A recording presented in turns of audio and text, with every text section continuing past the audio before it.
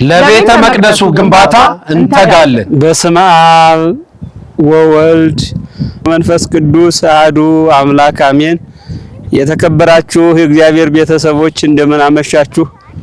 የምንገኘው በፈረንሳይ ደብረ ፀሐይ ቅዱስ ጊዮርጊስ ቤተክርስቲያን ግቢ ውስጥ ነው። በፈረንሳይ ለጋሲዮን አካባቢ የሚገኘው የቅዱስ ጊዮርጊስ ቤተክርስቲያን እንደምታዩት እየተገነባ ይገኛል።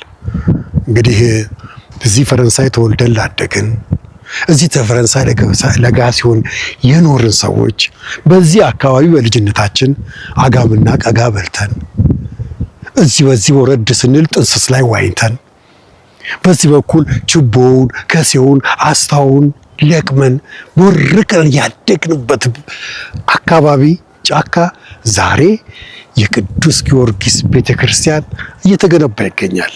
አሁኑ ሰዓት በደብሩ አገልጋዮች በአካባቢው የሚኖሩ ቀናኢ አባቶች፣ እናቶች፣ ወንድሞች ብርቱ ልገሳ በእግዚአብሔር ቸርነት ለአንድም ቀን ሳይቋረጥ የስትራክቸር ስራው የምታዩት መልኩ ሙሉ በሙሉ ተጠናቋል።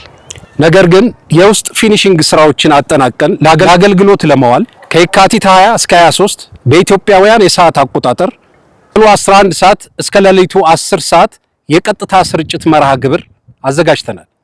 የፈረንሳይ ለጋሲዮን ተወልዳችሁ ያደጋችሁ ሀገር ውስጥም በውጭ ሀገርም የምትኖሩ የጊዮርጊስ ወዳጆች፣ የፈረንሳይ አካባቢ ነዋሪዎች፣ የሽሮ ሜዳ፣ የ6 ኪሎ፣ የጃል ሜዳ፣ የጉራራ ነዋሪዎች፣ የቤላም የ41 ኢየሱስም ተወላጆች በመርሃ ግብሩ ላይ በመሳተፍ የበኩላችሁን አስተዋጽኦ እንድታደርጉ በእግዚአብሔር ስም እንጠይቃለን። የካቲት 20 እስከ 23 በቀጥታ በሚካሄደው መርሃ ግብር ወይንም ከስር በሚቀመጠው የቤተ ክርስቲያኗ ህንጻ አሰሪ ኮሚቴ የባንክ አካውንት በመሰራት ላይ ያለውን ቤተክርስቲያን አጠናቀን ለአገልግሎት እንድናበቃ ሁላችሁም በተቻላችሁ መጠን የምትችሉትን በማገዝ የበኩላችሁን አስተዋጽኦ እንድታደርጉ በእግዚአብሔር ስም እንጠይቃለን።